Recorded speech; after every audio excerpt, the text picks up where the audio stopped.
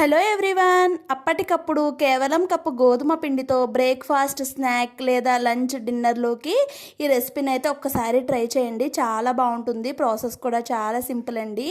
దానికోసం నేను ఇక్కడ ఒక కప్పు గోధుమ పిండిలో కొంచెం సాల్ట్ వేసుకొని తగినన్ని వాటర్ వేసుకొని పల్చగా మనం దోశ బ్యాటర్ ఎలా ప్రిపేర్ చేసుకుంటామో అలా ప్రిపేర్ చేసి పక్కన పెట్టేసుకున్నాను.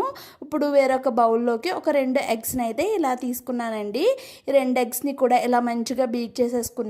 ఇప్పుడు దీంట్లోకి ఒక చిన్న ఉల్లిపాయ, ఒక 2 పచ్చిమిర్చి, చిన్న టమాటో చిన్న చిన్న ముక్కలుగా కట్ చేసి వేసుకున్నాను. అలానే కొత్తిమీర, కొంచెం అల్లం, అలానే కొంచెం వెల్లుల్లి చిన్న చిన్న పీసెస్గా కట్ చేసి వేసుకున్నాను.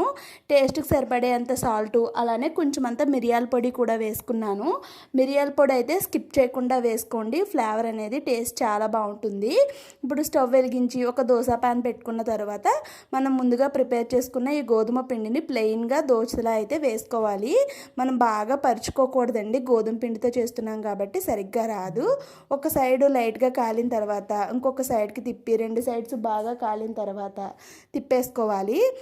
ఇప్పుడు ముందుగా ప్రిపేర్ చేసుకున్న ఎగ్ మిశ్రమం ఉంది కదా, దాన్ని అయితే ఇలాగా మనం ఒక దోశలా అయితే వేసుకోవాలి. మీరు ఇందులో కావాలి అనుకుంటే మీకు నచ్చిన వెజ్జీస్ అన్నిటిని కూడా యాడ్ చేసుకోవచ్చు. దీన్ని 2 సైడ్స్ కూడా మంచిగా కాల్చుకున్న తర్వాత ముందుగా ప్రిపేర్ చేసుకున్న ఈ గోధుమ పిండి దోశను అయితే వేసుకొని అటు ఇటు తిప్పుకుంటూ మంచిగా కాల్చుకోవటమే అండి. చాలా టేస్టీగా ఉంటుంది. డిన్నర్, లంచ్, బ్రేక్ఫాస్ట్లోకి ఈ రెసిపీని అయితే ఒక్కసారి డెఫినెట్గా ట్రై చేయండి. రెసిపీ నచ్చినట్టయితే లైక్ చేసి ఛానల్ని సబ్స్క్రైబ్ చేసుకోండి.